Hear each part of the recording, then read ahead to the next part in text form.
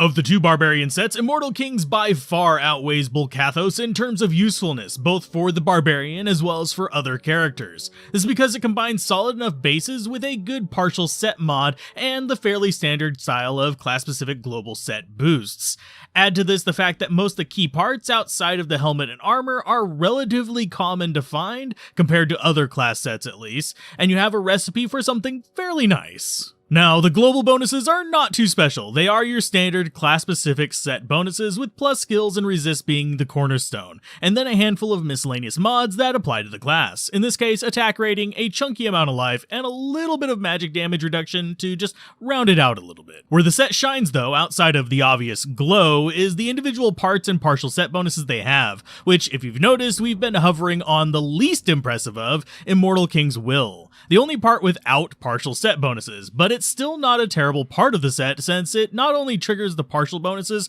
for the other parts, but also comes with plus 2 war cries, 2 sockets, and some magic and gold find, making it a fairly reasonable tool for augmenting a few builds, from Horkers who just need the magic find, to Berserkers who might want to use those sockets for something a little bit more punchy. Getting a little more utility, we have the other fairly rare part of the set, Immortal King's Soul Cage, the Sacred Armor. It has some interesting base mods with plus combat skills which are nice to have but not necessary to seek out due to how they work, as well as plus defense, poison resist, and a chance to cast enchant when struck, which can really help your attack rating. As you start packing on more parts of the set though, you start getting the partial set bonuses, starting with 25% faster hit recovery at 2 parts, then moving on to cold resist at 3, fire resist at 4, and lightning resist at 5, with the enhanced defense coming in whenever you complete the set. Over on the Stone Crusher, we have a similar path of partials, but more offensive, with fire damage at 2, lightning damage at 3, cold at 4, poison at 5, and finally magic damage whenever you complete the set. This all stacks up quite nicely as a tool for dealing with physical immunes, and for the non-physical immunes, the hammer itself does some pretty solid work,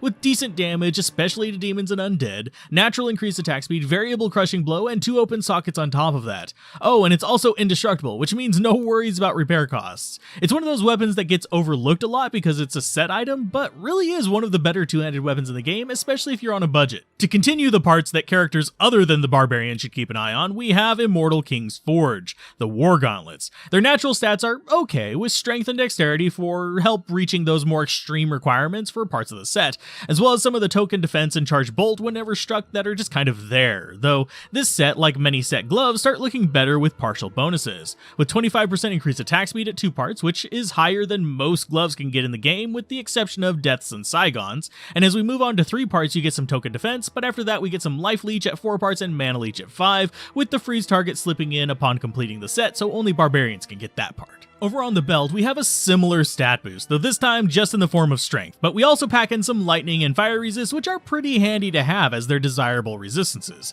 As we move into the partial set bonuses, we get a mixed bag of improvements though, with defense at 2 parts, hit recovery at 3, percent boost defense at 4, and then damage reduction, which is a really good one, by percent, coming in at 5, so any class can use it. Then there's a boost to Barbarian masteries at set completion, which, like combat skills, is nice to have, but not as drastic as plus skills for other classes. And finally, we have the pillars, or more precisely the boots of the set, which at the base points play second fiddle to Alder's boots, but are still decent enough with faster run walk, attack rating, and life boost. So they definitely have a place just as good all-round boots, even outside the set, and as you start getting on the partial bonuses, they sadly don't grow too much though, with a pinch of magic find at 2 parts, which is okay, plus combat skills at 3, like we've said, is just kind of nice to have but not necessary, defense at 4, and half freeze duration at 5. None of these are really that great of bonuses, but they're better than nothing, and generally these are just used as good boots to round out the partial set bonuses. Overall, the Immortal King is one of the better sets in the game, and is more than capable of completing endgame content, both as a full set or just as a partial set on non-barbarians.